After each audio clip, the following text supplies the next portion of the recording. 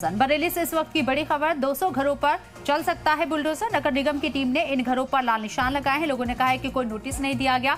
इंतजामिया की कार्रवाई तानाशाही है। सिबीगंज थाना इलाके में खलीलपुर रोड का ये पूरा मामला है, जहां 200 घरों के ऊपर लाल निशान लगा दिए गए हैं और इनके ऊपर बुलडोजर कार्रवाई आने वाले वक्त में होती हुई नजर आएगी। लोगों का कहना है कि किसी तरह का कोई नोटिस नहीं दिया गया है। इंतजामिया की कार्रवाई तानाशाही है।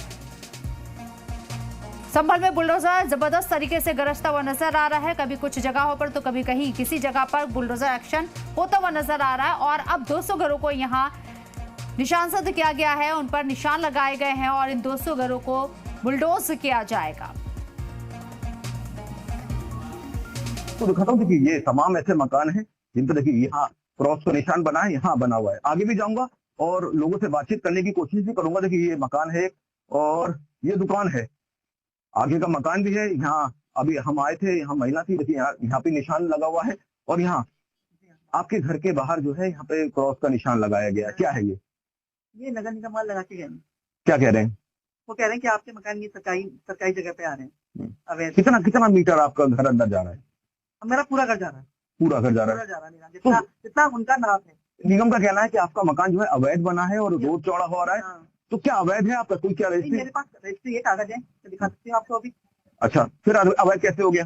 तो वही कह रहे हैं, क्या आपको नहीं मालूम है कहते कितनी रोड चौड़ी होनी चाहिए? क्या आप क्या चाहते हैं? नहीं, हम तो चाहते हैं हमारे भैया मकान जब हम जायज हैं तो हमारे मकान ऐसे ही रहे। लड़की क्या उनसे रोज रोज हम लोग के अंदर प्रेशर हो रहे हैं, रोज रोज आके।